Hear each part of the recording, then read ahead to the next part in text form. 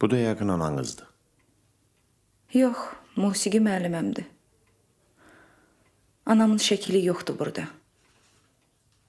Nə əcəb? Atamın vəfatından il yarım keçməmişdi ki, anam özünə birini tapdı. Ərə getdi ona. Atalığımı da mən qəbul eləyə bilmədim. Elə buna görə də anamla münasibətimiz soyumağa başladı. Onlardan da özümə qarşı heç vaxt isti münasibət görmədim. İncəsənət Universitetinə girmək istəyəndə də anam razı olmadı.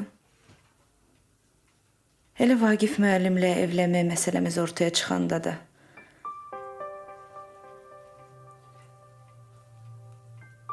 daş atıb başlarını tutdular.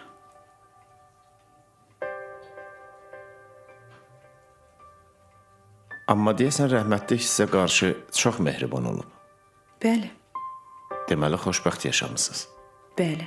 Lalə xanım, hadisədən 9:30-da xəbər tutmusunuz.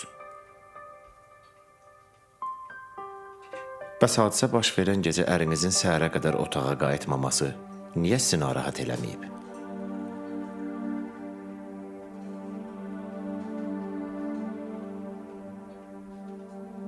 O demək olar ki, hər gün yatmazdan qabaq 1-2 saat mütaliə eləyərdi.